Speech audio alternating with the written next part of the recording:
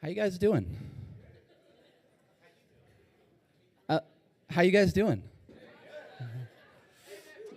I mean, I'm stoked to be here, stoked to just be with you guys, the body of Christ, as you guys gather. There's so many aspects about the gathering that God does so much more, infinitely more than we can really track. But while we do these announcements, we're trying to let you know about some things that you wouldn't normally know about just by attending on a Sunday morning. First thing is that next Sunday, we're going to have a Get Connected meeting in that overflow room right after church, and we're going to feed you, and we're going to just explain to you what Philippi is all about, introduce to you some of our leaders, explain the vision, what we're all about, and what we believe is central focus and things like that. So if you're a little bit more new and you're like, yeah, I want to know more, come to that. We'd love to have you. There is something that we've been desiring to do for a while. Some of you have asked, like, do you guys have some sort of like a midweek gathering or anything? And we do. We have them kind of like sporadically on and off.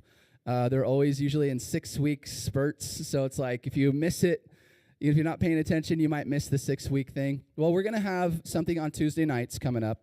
Not this Tuesday, but the next Tuesday, starting on the 20th. So put it on your calendars. If you desire to just show up, meet with other believers, get in the Word, share a meal, pray for one another, that the simplicity of just gathering together, show up. It's in that back office back there, which we like to call the upper room. So come to the upper room on Tuesday the 20th, and then 6 weeks from there, we'll gather there.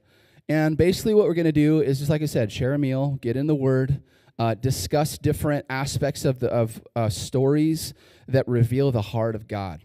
Is what that's all about. Next week, we'll bring up the leaders who are leading that. I'm not leading it. We have 4 leaders that God has raised up for that they're going to lead you through that time, and we'll bring them up next week and introduce. But for now, come to that. 6:30. And we'll get more info up like on the website and stuff. 6:30, 20th is the first week on that. Baptisms, we're going to be doing baptisms on March 3rd. If you have not been baptized yet and you're a believer and you want to be, please come talk to us. We would love to hear your story. We'd love to find out more about what God's doing in your life, and we'd love to baptize you. If you heard the gospel for the first time today and you're like, I'm a Christian, I don't know what else to do now, come talk to us, because baptism is definitely one of those first steps for sure. Last thing is that 2 minutes ago, you should have got a text message, so you can check your phones if you want.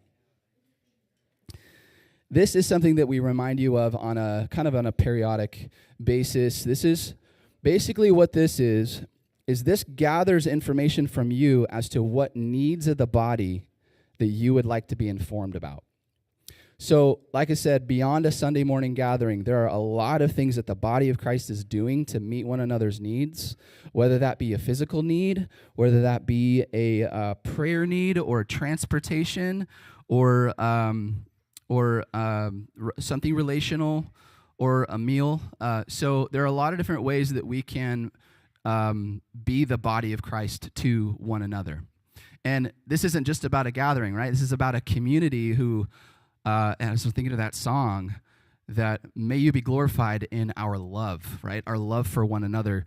That's when we are involved in one another's lives. So basically that just was sent to you. If you click on that link, you fill out the form, let us know what areas you want to be informed about when a need comes up, and we'll let you know. We'll send you a message and say, look, somebody is in the hospital, or somebody just has some sort of a need based on what you checked, and we'll give you the opportunity to step in and meet that need. I've seen a lot of these really cool ways that God has used the body to just minister to one another in this way. So that's it, guys. Turn to Daniel chapter 9.